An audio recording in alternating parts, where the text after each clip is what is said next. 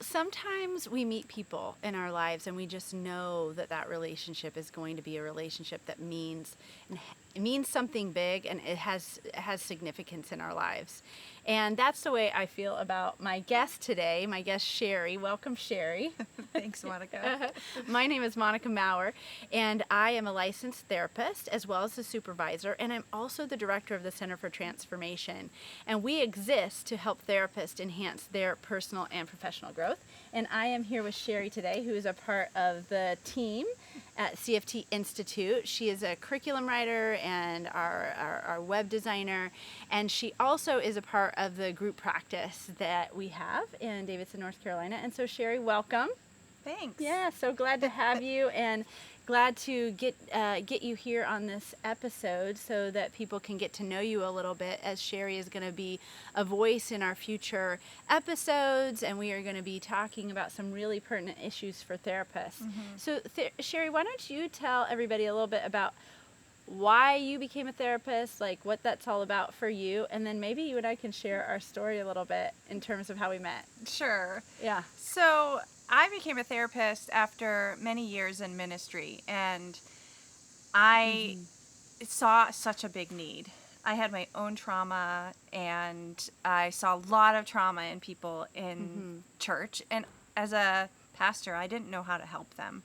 I knew how to give them scripture to meditate on, but I really didn't know how to provide what they needed for healing and growth. And that led me back to school so that I could really help people at a more professional level.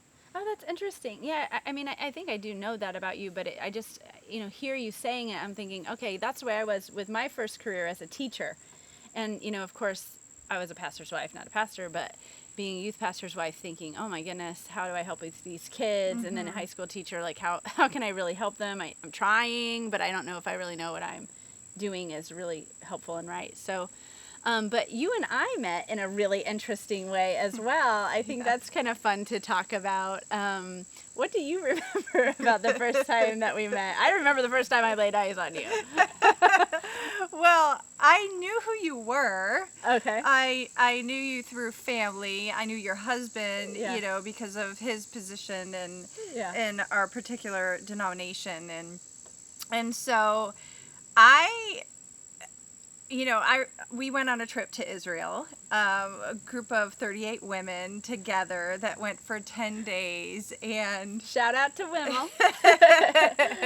and I know we sat next to each other on the airplane. Oh, yeah. I don't know that I remember. I actually remember being really embarrassed because I had just gone to Hawaii too and got home the day before then I left for Israel. And I guess I had gotten some sort of a cold. And so I just remember feeling very insecure on a flight. Well, that was way before COVID. So. When I stuffed up, sniffling, Okay. blowing my nose. Right. But I just remember that trip being Yeah. a moment of what we would call shalom, Yeah. right? Where I really bonded and connected with you and one other woman Yeah. really quickly on that trip. And it really did inspire Yeah. me that was actually an inspiring moment for me to go back to school and do what I'm doing now. Oh, yes. That's such a good memory. I remember being on the plane and us both eating gluten-free. And I was like, oh my gosh, I have a gluten-free buddy. Because we had a little bit of a health issue, and we ended up being thick as thieves that whole couple of weeks. It was about 2 weeks. And just a good time, right? Together, and we kind of look alike, so people are like, "Are you guys sisters?" Right? Yeah. And so that was fun. It was just a fun bonding experience to be overseas like that. But also, I just think sharing together about what it is to want to help people. And I think me sharing some of the stories of being a therapist and what it's like to sit in the chair and really see people get healing and be recovered and experience joy in their lives, and you really attached to that and wanted to do it. And then after you finished your grad school program, your internship, I called you up and I said, hey, would you consider moving to North Carolina to work with me? And I didn't know you'd say yes, but you did, which is really cool.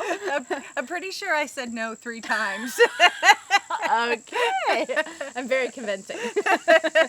Yeah, but it's obviously providential, and it's been really great. It's been, over 3 years now that you've been here, and now we're brainstorming and really working together on the CFT Institute, because it seems like what we have in our office with our little group, right, has been so powerful in terms of the high joy community. Right. And not simple, definitely not easy. It's not just like happenstance. We've been very intentional, and we've gone through some hard things together, even having some conflict and coming out the other side, relational, and really using some principles that we've learned that we want to share with everybody, that has helped us to do that, right? So what has it been like for you to be at this small group practice and kind of be in that environment?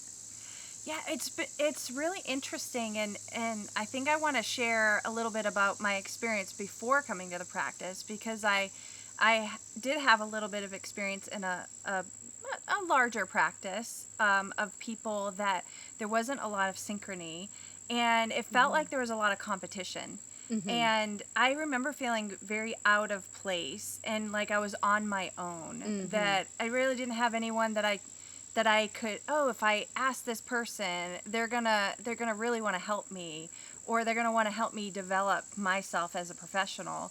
And I think what's shifted and what's so unique about our practice is that we're living out together a lot of these principles that we are really wanting other people to learn how to live out. And a lot of it has to do with just being together and being with each other even when we're in our weakness, right? Yes. And helping each other grow and become a better person, to learn how to love well, learn how to be vulnerable, and feel safe in the process. Yes. And I'm loving that with our little group. And we are, just experiencing something really special, really precious.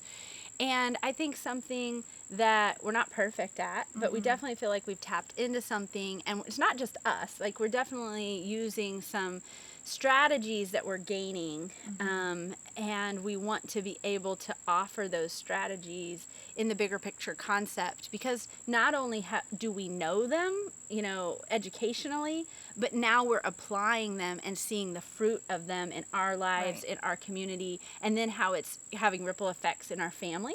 Right. Our families, our greater communities, our neighborhoods, our places of worship, et cetera, et cetera. Right. So I think it's a pretty big deal, and we're excited to kind of join together on this venture. It's so fun. I mean, it's so cool that we met in this unique way, and that here we are years later really embarking on this new endeavor. And so we're excited to bring all of this to our larger audience, and and so I think in the future episodes, Sherri's going to be a part of that, and we're going to be, having conversations about growing joyful community, about what it means to be a therapist, and grow ourselves, so that we can impact our clients. And maybe that's just a final note for you, Sherri, just to maybe comment on how has what we've been doing as a small community of therapists impacting you professionally and how you're helping clients. Yeah, before you even just asked that question, I thought, I need to share that. This isn't really just about being in a great little practice together with people, but I was thinking about how I feel like I have grown so much as a therapist through this process of being with other like-minded people. Yes. It has helped me to see clients so differently. I know that, so many of us therapists, there are certain people that we see that can trigger things in us, can trigger our own pain, can trigger our own attachment wounds. And I think one of the greatest things that this has done for me is to help me to see my clients in a much more tender way. Mm-hmm. And I know that I'm a compassionate person. I do have a lot of empathy. I couldn't do this job without it. For sure. But it really has helped me to shift gears in how I connect with my clients in a way that sees them as vulnerable, as needing me to be a protector, right? And not to see them as an enemy when they trigger things in me that that I've experienced, from past wounds. So I feel like it's really helped me to just grow in my ability to connect relationally, not just with my clients, but with other people. And as therapists, we all need strong connections with people. Oh yeah, it can be very lonely. Yeah, we can't do this job alone. No, we need each other. I had a past supervisor say that to me as well. So he said, when you're going through something hard as a therapist, it really makes a difference who you're working with and who you have around you. I know a couple of weeks ago, I had a situation come up and I just texted everybody on the team and said, I need to talk to somebody quick. And somebody responded so fast, and I was able to get myself back in a good space very quickly. So I totally agree with that. So, it's been great to be with you together, Sherri, here on this episode, and I'm so thankful. So appreciative that we are here together doing this, and we look forward to having future episodes where we are discussing this and more. Right. Right? Yes, so excited. All right. Thanks so much for listening.